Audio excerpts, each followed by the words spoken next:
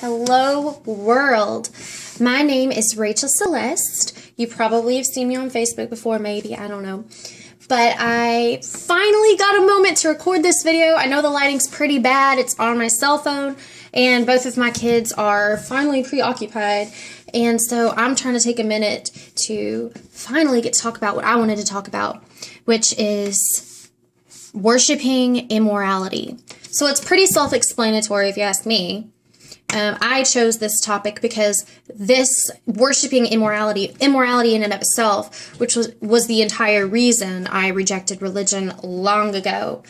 I mean, I was always a skeptic. When I was taken to temple as a little girl, I was about my kid's age. I was about 6 or 7. And I remember looking around at all these adults and being like, why are they believing what's in this Torah? Like, just because other people wrote down this stuff, I mean, it's immoral. Like, I remember thinking to myself, if there were a god or a goddess, why would this is like the ramblings of a paranoid person. And I mean, I was in kindergarten when I was able to figure this out for my own. It was just really the immoral aspect of it is what I couldn't let go of. If you have any empathy as a human and you're not a self-serving person, you're not going to be able to worship, or you're not going to be able to believe in, let alone worship, a belief system that is so evil that it will punish someone if they, pick the wrong religion, or if they just find it to be wrong. Like, honestly, if there really were a true test of people's character and morals and all that, it would be the people who rejected religion. Those would be the truly moral people. People who were so selfless that they would rather burn in a hell if it meant that they were not going to worship something that was evil. I feel like that would be the true selfless sort of act of humility or whatever. So, but yes, so worshiping immorality. Yeah, I mean, every mainstream religion is pretty immoral. There's no denying that. For me, religion is the biggest turnoff and bunch of BS, not even just because of the lack of evidence. Like, even if the clouds opened up and a god or a goddess were to say, look, I'm real, you better worship me or I'm going to punish you, I would be like, well, you're evil. And I would still reject this Messiah because punishing something, even if the something is a good something, and good, I mean, I know good can be subjective, but I'm talking about, unless you're a sociopath, you know right from wrong. That's what I'm talking about. Like Bill Gates, who's an atheist, but donates like most of his earnings to charities and has never killed anybody nor harmed anybody. That's what I'm talking about. Sorry. I don't have boobs anyway. Sorry. But, yeah, so that is why I think it's immoral. And, I mean, there's so many other reasons why it's immoral. But, I mean, even the really good people who follow the religion, who aren't like perverts and they don't use it to make money, and they really do follow the religion out of the goodness of their hearts, even those people, though, are still worshiping a belief system that is going to have however many people who've lived on this earth be tortured upon death for not picking their religion. That is evil. I don't know how otherwise nice, intelligent people can decompartmentalize, like, in a way to where they can consciously go on knowing that they're worshiping something that would wish evil on somebody for not believing. To me, that is the most evil part. That's the most immoral part of religion. And that, for me, is what why I refuse to ever respect religion. I mean, it's in the holy books. They can deny it all they want. They can act like, oh, it's a metaphorical punishment. All it's saying is that nobody really knows what's going to happen, but if they never believed, then they might not get to live again, or they'll be dead forever. Whatever. It's still a punishment.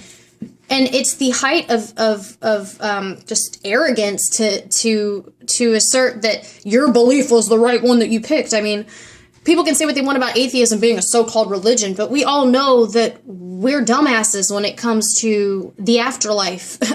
If there is any sort of, if our consciousness does go on or anything, if our matter truly extends, spirals out into something, who knows? But we admit that we're dumbasses in that respect. I mean, we can have ideas, but we're not going to sit here on a high horse and act like someone else is going to be punished just because they didn't choose atheism. That's immoral. There are tons of other immoral parts of religion that I could go on about too. And it keeps leaving my head. Sorry, I should have really prepared with like a script or something, but I was able to catch a minute, and I could still hear rambunctiousness going on in the hallway, if that's a word, rambunctiousness. But let's see, yeah, so that's really what drove me away from it, and I feel like I'm about to be interrupted. But yeah, so just that it's pretty freaking evil, and there's no denying that, even though religious people want to deny it. And this goes for all mainstream religions pretty much, except Buddhism, because even Hinduism has some crazy punishments incorporated in there. Not as evil as an eternal torture, but still a punishment. Let's see. Yeah, and just the dividing factor. I mean, like, religion pretty much implies that if you don't believe what they believe, then you're inferior, and, you know, in every way possible. And even though it doesn't directly say that, it's implied all throughout the book.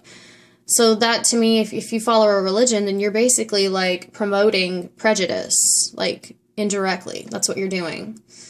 It's just religion's just ugly. It's not cute anymore. It was cute back in the old days when we didn't have a police force, we didn't have a legal system, and it was cute then because it showed that you wanted to cooperate and that you were fearing something. So it made people trust you more if you seemed like you were fearing something. Nowadays, it looks like you have something to hide. In my opinion, if you're clinging that hard to religion, it shows me, 1, immaturity, 2, you lack critical thinking skills, and 3, you have something to hide that's pretty bad, and you refuse to clean up your act on your own, and you need some sort of, like, spiritual boogeyman to emotionally whip you into shape, which, you know, I guess that's better than continuing to be bad. But at the same time, I mean, once again, you're adopting a religion which is eternal torture on good people. So yeah, that was my reason for, I don't know if this is long enough, 7 minutes, oh goodness. There was so much more I had to say, and I really should have written it down. I mean, do I really need to touch on every immoral part of the Bible and the Torah and the Quran okay. So everybody says that, okay, the Old Testament, let's disregard that. Let's go to the New Testament. Yeah, it still talks about how if you don't worship Jesus or accept Jesus as your Savior, which sounds to me like a magic spell, like, accept Jesus as your Savior, say it with your lips, and it sounds like witchcraft, okay? Again, sorry. That's evil still, because those parts of the Bible still go on about how you have to accept him or else. But it's unconditional love, or else. No. Unconditional means unconditional. Not with conditions. So I feel like at this point now I'm just expounding on the same thing over and over and over, just in different ways. And as soon as I click the stop button, I'm going to remember everything I was going to say. But, yeah, so I really appreciate you guys listening, and feel free to contact me if you'd like. I'm really, really busy as of now, but I shouldn't be by next month. But thank you all for listening so much, and if I need to do another video, let me know if this one's not good enough. So, okay, bye. Thank you, Adam, for picking me.